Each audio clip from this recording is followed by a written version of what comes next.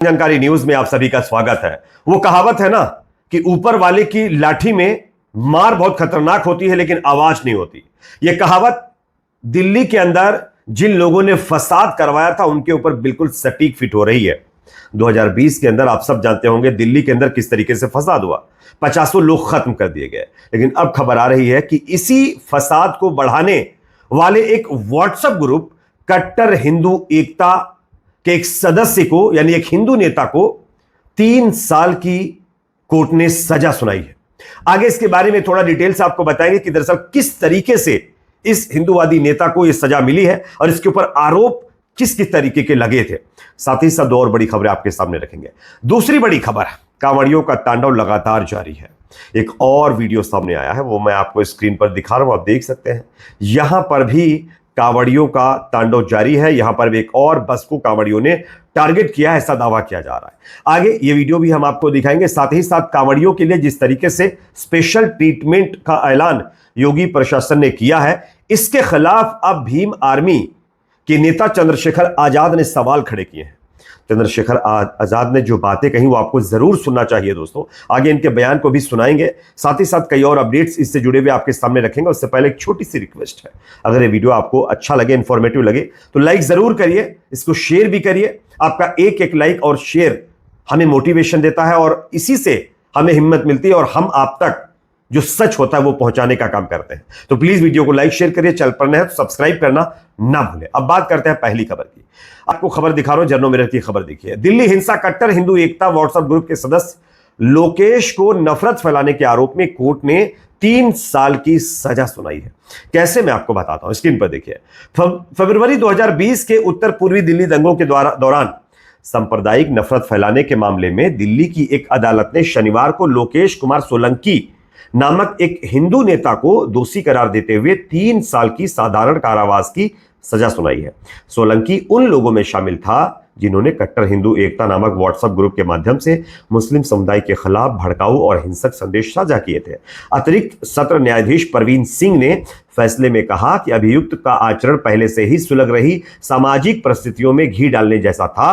उन्होंने कहा कि सोलंकी ने ऐसे समय में जब दिल्ली सांप्रदायिक हिंसा की चपेट में था, शांति बनाए रखने की बजाय उकसावे वाले संदेश फैलाकर हालात को और गंभीर बना दिया। अदालत के अनुसार सोलंकी ने व्हाट्सएप ग्रुप में 25 फरवरी 2020 को यह संदेश पोस्ट किया था कि उसने और उसके साथियों ने 2 मुसलमानों को मारकर भागीरथी बिहार क्षेत्र में नाले में फेंक दिया है।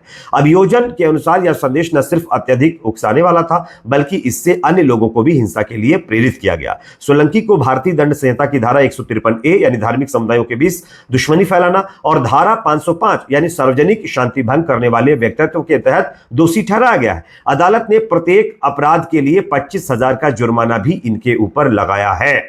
तो यह अपने आप में एक बहुत बड़ा और अहम फैसला कोर्ट की तरफ से सामने आया है, जो कि अपने आप में ऐतिहासिक है। काश इसी तरीके से तमाम और आरोपियों को लेकर फैसला आए जिन्होंने दिल्ली के अंदर 50 लोगों को हिंसा की चपेट में ला करके खत्म कर दिया था, तो उन पीड़ितों को इंसाफ मिल जाएगा जो अभी भी इंसाफ के लिए दर दर भटक रहे हैं। अब आप बताइए, ये सोलंकी जैसे न जाने कितने लोगों ने दिल्ली फसाद के दौरान लोगों को उकसाया, फसाद को बढ़ाया और उसकी चपेट में वो बेकसूर लोग आए जिनका कोई गुनाह तक नहीं था। गनीमत है दिल्ली कोर्ट का कि उन्होंने इस मामले में यह अच्छा फैसला दिया है। एक और बड़ी खबर दोस्तों यहां पर सामने आ रही है। कांवड़ियों का तांडव लगातार जारी है। आप सब जानते हैं कांवड़िए यूपी से लेकर उत्तराखंड, उत्तराखंड से लेकर हरियाणा तक लगातार तांडव मचा रहे हैं। कभी होटल, ढाबे, बस, स्कूल बस, उसके बाद कभी चश्मे की दुकान में, तो कभी टोल प्लाजा के ऊपर तोड़ ताड़ लगातार जारी है। लगातार तोड़फोड़ ये लोग कर रहे हैं। लेकिन इसी बीच एक और वीडियो वायरल हुआ है।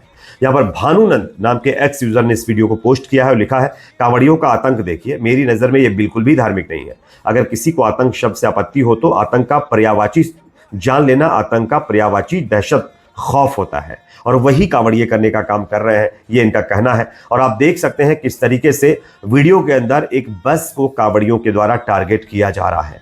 क्या आप इसको जस्टिफाई करेंगे? एक धार्मिक यात्रा के नाम पर इस तरीके की हुड़दंगई करना, इस तरीके से बसों में तोड़फोड़ करना कहां तक सही है?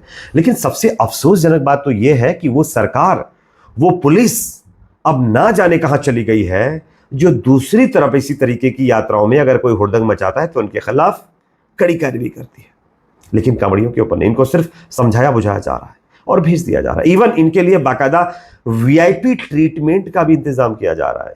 दिल्ली और मेरठ एक रूट है, एक्सप्रेस वे कह लीजिए, हाईवे कह लीजिए। यहां तक कि योगी आदित्यनाथ जी ने अब आदेश दिया है कि एक पूरी लेन कांवड़ियों के लिए रिजर्व कर दी गई है। अगर किसी को इस हाईवे पर जाना है तो वो एक लेन पर दोनों तरफ से आवाजाही कर सकते हैं। एक लेन पूरी तरीके से कांवड़ियों के लिए संरक्षित यानी रिजर्व कर दी गई है।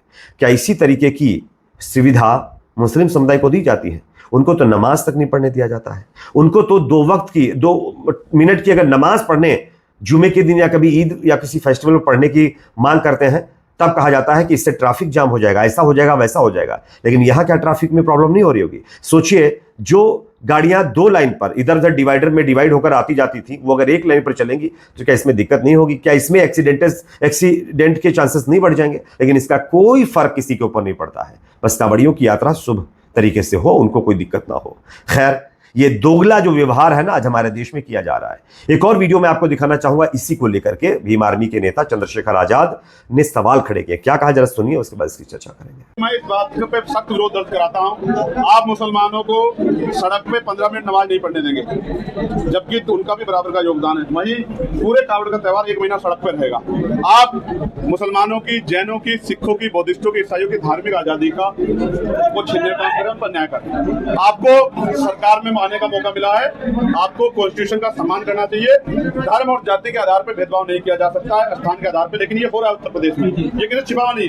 इसलिए मेरी नाराजगी है। मैं चाहता हूं सरकार सभी धर्मों का सम्मान करे, कांवड़ यात्रा के भाइयों का सम्मान करे और नमाज पढ़ने वाले भाइयों का भी सम्मान करे।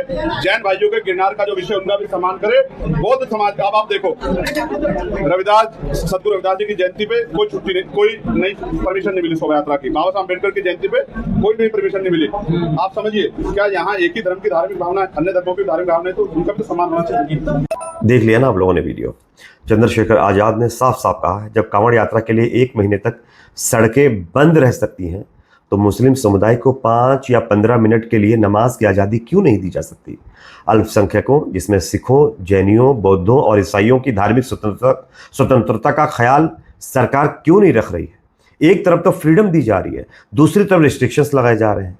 ये दोगला जो रवैया है ना, इससे तमाम पार्टी के नेता भी नाराज हैं। चंद्रशेखर आजाद भी इसी पर नाराज है और उन्होंने साफ साफ मांग कर दी है कि अगर एक तरफ आप फ्रीडम दे रहे हैं तो दूसरी तरफ भी आपको देना फर्ज बनता है।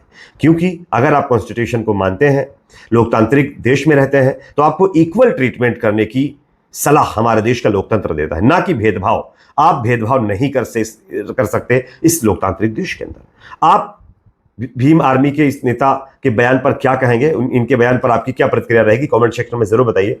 वीडियो अगर अच्छा लगे तो इसको लाइक शेयर करिए, चैनल पर नए सब्सक्राइब जरूर कर लीजिए। आज से इतना ही, मिलते कुछ और खबरों के साथ।